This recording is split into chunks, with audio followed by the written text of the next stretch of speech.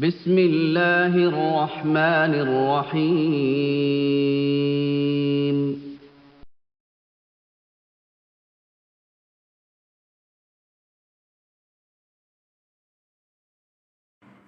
السلام علیکم، میں آپ کی اردو ٹیچر فرخندہ جبی۔ آج کا ہمارا سبق جمیل الدین عالی کی نظم جس کا عنوان ہے ہمارے وطن کا نشان۔ ڈیئر اسٹوڈنٹس، اس نظم میں جمیل الدین عالی نے اپنے وطن کے پرچم اور مسلمانوں کی تاریخ کو بڑی خوبصورتی سے بیان کیا ہے۔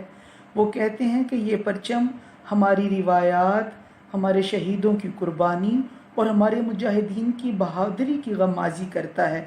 اسٹوڈنٹس، نظم کی پڑھائی سے پہلے ہم نظم میں دیے گئے خاص الفاظ کو اور ان کے معنی کو پڑھتے اور اس کو سمجھنے کی کوشش کرتے ہیں۔ سب سے پہلے دیکھیں، ہمارا لفظ ہے ضوفشاں، روشنی دینے والا، لرزاں، لرزنے والا یا ڈرنے والا، ترساں، خوف زدہ، سرنگوں، سر نیچے کیے ہوئے، تیغ رواں، تیز تلوار، جبیں، ماتھا، منشور، دستور، فروزاں، روشن، تھرانا، ڈر سے کانپنا، کوہ و دمن، پہاڑ اور وادی، ابد، روز قیامت، ہیبت، خوف۔ اسٹوڈنٹس، آئیے اب ہم نظم کے پہلے بند کو پڑھتے ہیں اور اس کا مفہوم سمجھنے کی کوشش کرتے ہیں۔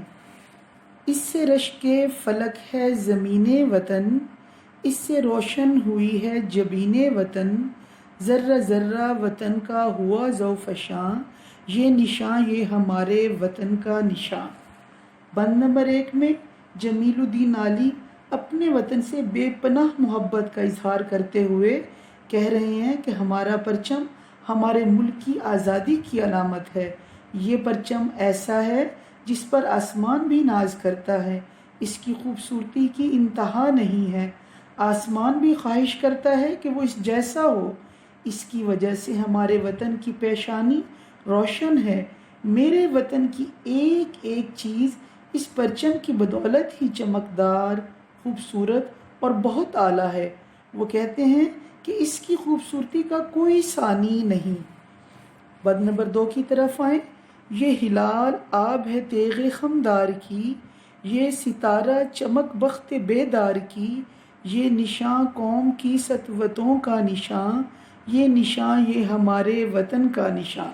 بند نمبر 2 میں شاعر پرچم کی تعریف کرتے ہوئے کہتے ہیں کہ ہمارے پرچم پر بنا ہوا ہلال یعنی پہلی رات کا چاند ایک مڑی ہوئی تلوار کی چمک کی مانند ہے۔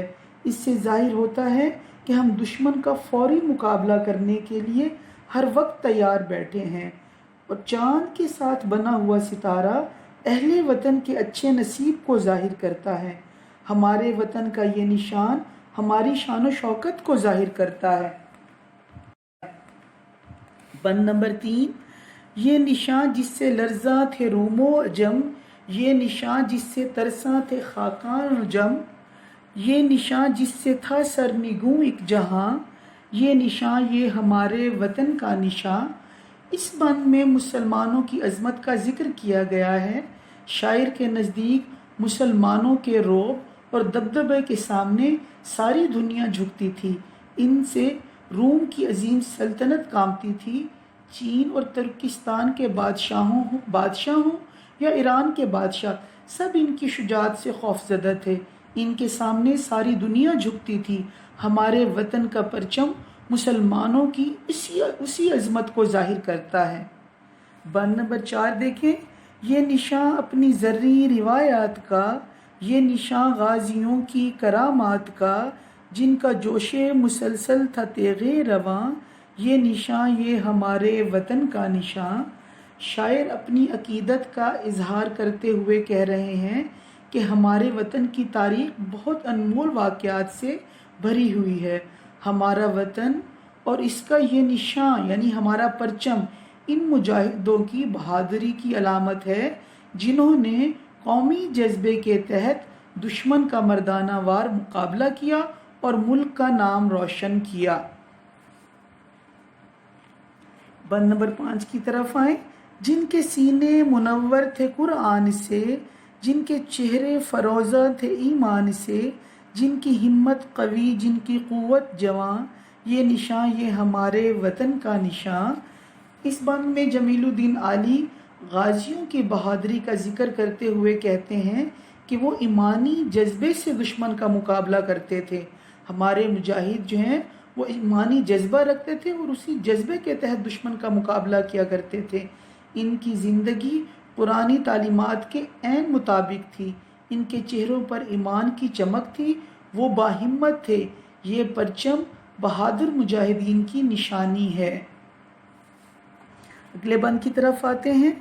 इनकी हैबत से सहरा भी घबरा गया, लर्ज़े कोहो दमन दश्त थर्रा गया, कांप उठी ज़मीं झुक गया आसमां, ये निशां ये हमारे वतन का निशां।